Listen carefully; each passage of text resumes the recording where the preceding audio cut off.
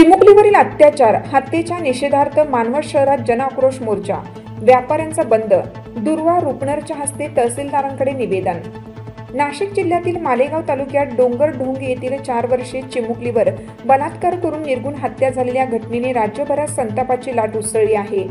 या अमानुष कृत्याचा तीव्र निषेध करत मानवत शहरात सराफा सुवर्णकार असोसिएशनच्या आवाहनावरून प्रचंड मोर्चा काढण्यात आला। या बंदला व मोर्चाला सर्व समाज, सर्व व्यापारी व सामाजिक संस्थांनी उत्स्फूर्त प्रतिसाद दिला।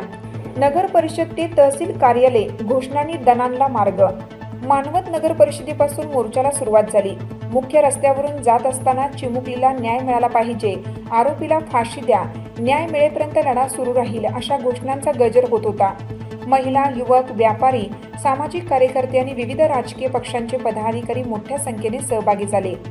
मानवत शहरात व्यापाऱ्यांचा संपूर्ण बंद, सराफा सुवर्णकार असोसिएशनच्या बंदला आव्हानाला शहरातील सर्व व्यापाऱ्यांनी 100% प्रतिसाद दिला।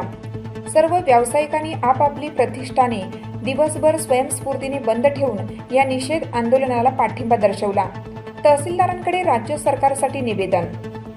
मोर्चा मानवत तहसील कार्यालयात पोहोचल्यानंतर तहसीलदार माननीय पांडुरंग माचेवाड यांच्या मार्फत महाराष्ट्र राज्य सरकारला निवेदन देण्यात आलं।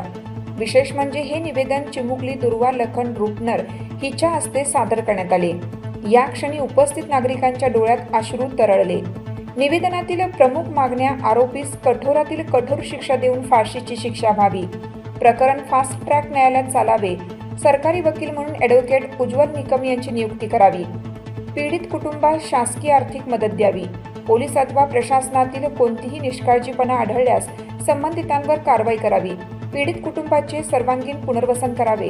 मोर्चामध्ये व सर्व समाजाचा सहभाग। या मोर्चामध्ये मानवत शहरातील विविध समाज घटक, सामाजिक संस्था, राजकीय नेते, महिला, युवक व ज्येष्ठ नागरिक मोठ्या संख्येने सहभागी झाले। नागरिकांनी एकमुखाने चिमुकलीस न्याय मिळेपर्यंत संघर्ष सुरू ठेवणार असल्याचा निर्धार व्यक्त केला। नाशिक जिल्ह्यात झालेला प्रकार हा दुर्दैव आहे। या चिमुकलीला ज्यावेळेस खेळायचं वय त्यावेळेस तिचा निर्दून हत्या करण्यात आली।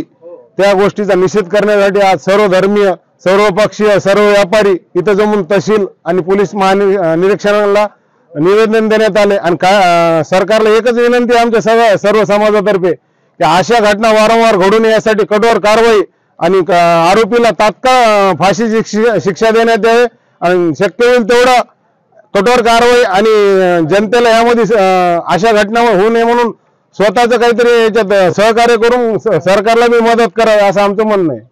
आज मानवत तहसील पे मानवत शहर वासियों की तरफ से एक मोर्चा आया था। तहसील के ऊपर मालेगांव तालुके के अंदर जो घटना हुई, एक मासूम 4.5 साल की बच्ची के साथ जो बलात्कार और उसकी हत्या की गई, उसके ताल्लुक से एक मोर्चा तहसील कार्यालय पे आया था। और यहाँ आकर के सब लोगों ने, व्यापारियों ने एक डिमांड की है कि भाई कायदे में बदल करके आरोपी को फांसी दो।